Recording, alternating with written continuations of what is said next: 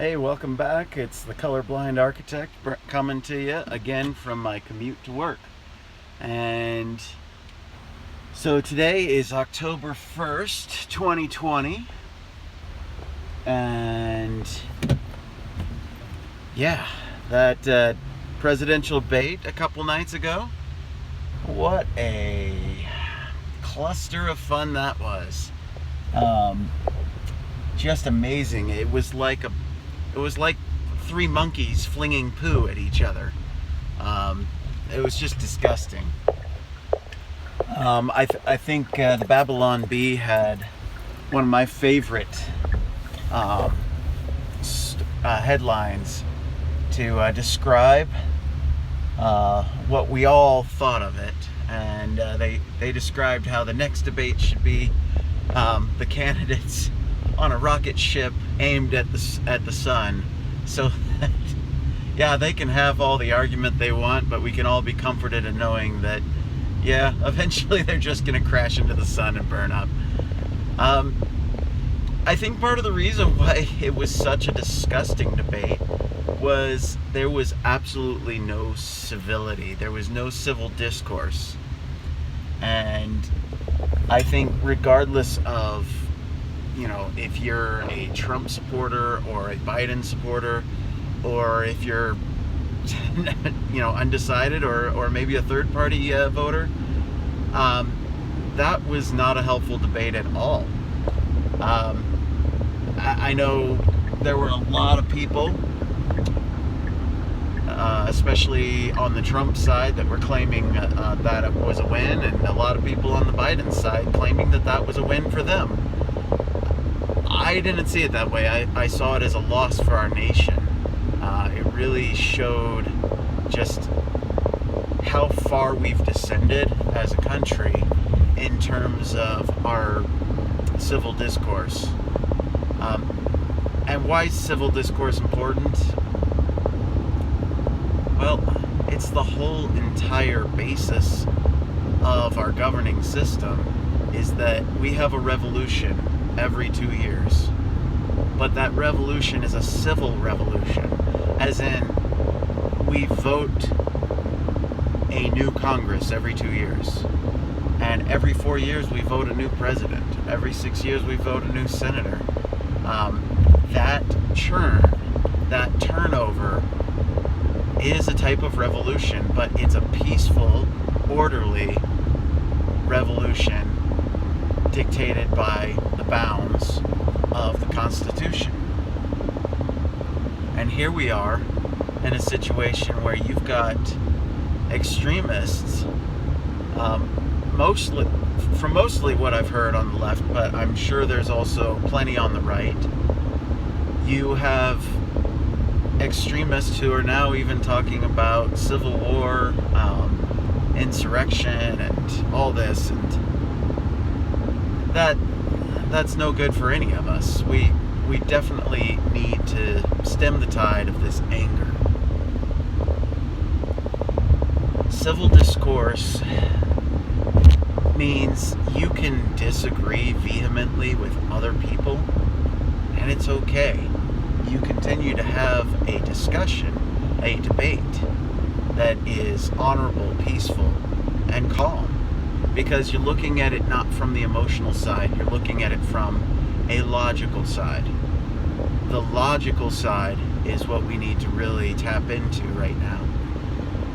In my last post, I talked about how emotional people are getting. And the importance of emotion is undoubtedly there. I mean, we do need emotions. I mean, we can't do without them. But we definitely need to also have logic. So, I don't know if any of my followers, if any of the people who watch this channel are familiar with Jordan Peterson. If you aren't, I'd be surprised, because, I mean, he was all over the internet for the past few years, until, unfortunately, last year he had to check himself into a drug rehab clinic because of a prescription drug that had just taken hold of his his faculties to the point where he recognized that he needed to rid himself of that prescription drug, and it sent him into a horrible downward spiral health-wise. I really pray for him, pray for the best for him and his family, because that's just a horrible thing to have to go through. But the reason why I bring him up is Jordan Peterson, one of the things that he talks about is the nature of what you might call the God in us. And I don't know that he ever refers to it this way, but it's something that I've theorized, that even if you're an atheist, you can look at it this way and see how there is a God within us. And there's also an animal within us. And that battle between the God in us and the animal in us is an ever-present, a constant battle. Let me explain. So, if you've ever read any Seth Godin, he talks about the lizard brain. So what is the lizard brain? So the lizard brain is a very ancient part of our brainstem called the amygdala. It is the basis for the fight or flight reaction. It is a part of the brain that deals with fear responses. And because it is such a primeval brain, it is also an extremely powerful brain that is very hard for us to comprehend. In fact, it's a very illogical brain as well. It's a part of our brain that, quite frankly, is very frightening in itself, because it can cause us to have reactions to things that we cannot control. Now, I have very few phobias or fear responses. I will say that I'm afraid of heights. Not severely. I can get over it. But I will say that if I get to a cliff edge, I'm extremely cautious, and I am constantly fearing for my safety while I'm there. But I can do it, you know. And besides, I've rock climbed and done rappelling, and so it's not like I don't enjoy cliffs. It's just, and I've even jumped off a few cliffs skiing before, so it's not like I can't overcome that fear. However, it is a fear, and I'll recognize that. And I think it's a natural fear that most people have. I think there's also fear of wide open spaces or agoraphobia. There's all sorts of fears, and these things cause an autonomic response within us. It's a very visceral response. The idea that we can just turn it off is something that I had to learn as a husband and a father, that I need to be a lot more empathetic about, because a lot of times the fears of my children I would be quite heartless towards, because I didn't understand those fears, and they'd be going into full-blown panic, and I'd be like, what the, why are you going into this panic? Not realizing that it was an autonomic response created by the amygdala. They could not control that. Now, over time, you can learn to overcome it. Now, I talk about the amygdala as the lizard brain, or basically our animalistic brain. It is a very primordial brain that deals with instincts and responses that are beyond our control. They're down below. So what is the God brain? The God brain I consider to be the higher functions. It's the frontal lobes and the hippocampus and other parts of the brain. I don't know all the names of the parts of the brain, but it's the higher part of the brain that deals with language, logic, reason, planning, and it's these parts of the brain that allow us to conceive of things that don't even exist. So, for example, as an architect, that's something that I use all the time, right? I have to be able to imagine a future that does not exist at this current time. It's a very powerful tool that we have as humans. I call it the GodBrain because you've got our language center up there, right? Now, what does it say in the Gospel of John, chapter 1? It says, in the beginning, God, and it says something to the effect of God is the Word, and the Word is God. Well, that's interesting, right? If God is the Word and the Word is God, right? Well, that part of our brain deals with words, right? And it is not a brain that is powered by fear, but instead by logic. And to be able to avoid the fears, we have to be able to overcome it through logic. We have to overcome it through those higher brain functions, right?